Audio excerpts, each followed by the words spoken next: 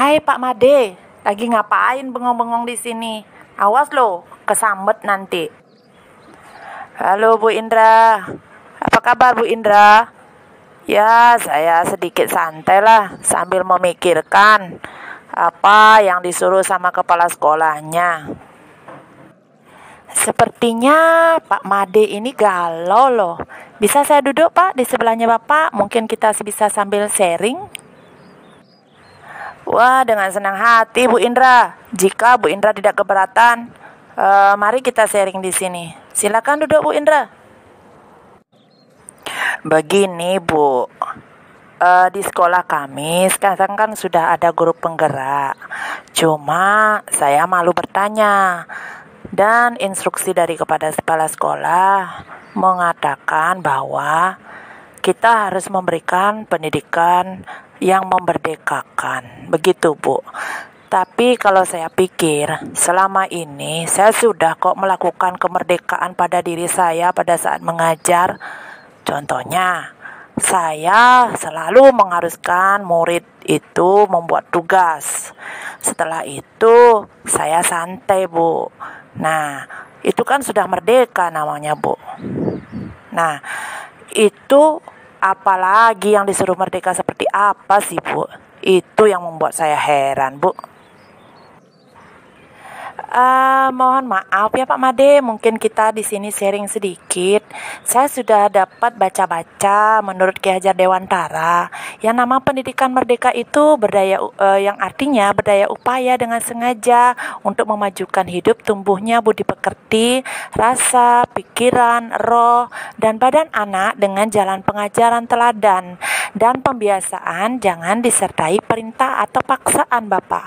Itu yang disampaikan oleh Ki Hajar Dewantara. Lah, saya kan tidak memaksa. Wajar seorang guru memerintah. Wajar kan, Bu? Mohon maaf, Bapak, saya di sini bukan menggurui. Saya hanya dapat membaca apa yang sebenarnya tertulis tentang pendidikan merdeka itu. Seperti yang saya katakan tadi, Bapak, seperti apa Ki Hajar Dewantara menyampaikan itu, diantaranya pendidikan yang memerdekakan itu seperti memerdekakan aspek lahir batin. Kemerdekaan bukan berhenti pada penguasaan diri, tapi juga menghormati kemerdekaan orang lain. Membebaskan peserta didik dari ketidaktahuan, iri, dengki, dan egois. Membimbing peserta didik agar berkembang menjadi manusia dewasa dan bijaksana. Pendidikan budi pekerti menjadi landasan bagi peserta didik untuk mencapai kemerdekaan sebagai manusia. Selalu berpikir dan merasakan serta memakai ukuran, timbangan, dan dasar yang tetap dalam perkataan dan tindakan. Memberi ruang yang luas. Selanjutnya, memberi ruang yang luas untuk mengeksplorasi potensi diri dan berekspresi secara kreatif. Menuntun proses pengekspresian potensi diri peserta didik agar terarah, positif dan tidak destruktif. Selanjutnya, menanamkan nilai kasih sayang, cinta kedamaian, persaudaraan, kejujuran, kesopanan, dan penghargaan terhadap kesetaraan dalam derajat manusia. Nah, kalau begitu, prinsip pendidikan yang memerdekakan seperti apa yang harus saya pakai, Bu? Prinsip pendidikan yang memerdekakan bisa Bapak gunakan secara namanya Pancadharma, berdasarkan kodrat alam, kebudayaan, kemerdekaan, kebangsaan, dan kemanusiaan.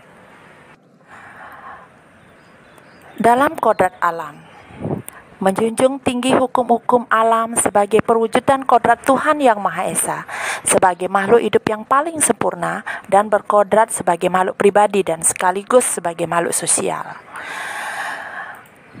Pada kebudayaan, mempertajam daya cipta, rasa, karsa secara seimbang agar menjadikan manusia yang berbudi pekerti yang luhur. Di sini, Bapak bisa memberikan anak kebebasan untuk mencipta dengan rasa karsanya mereka, atau bisa Bapak mengajak bermain mereka dengan kebudayaan yang ada dalam diri kita, mengajak mereka belajar kebudayaan-kebudayaan agar tidak bisa meninggalkan budaya kita. Di sana ada prinsip di Pancadharma itu kemerdekaan, yaitu memerdekakan pikiran dan perbuatan manusia sejauh tidak mengganggu tertib damainya hidup bersama. Selanjutnya ada kebangsaan. Ya. Kebangsaan di sini tidak boleh merupakan persatuan dan kesatuan bangsa.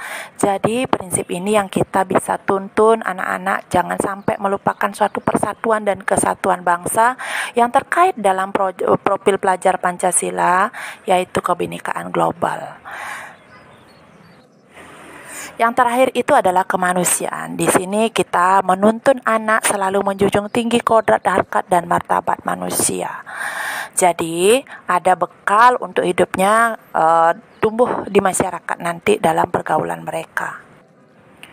Ada prinsip lainnya lagi nggak Bu Indra? Tentu ada Pak.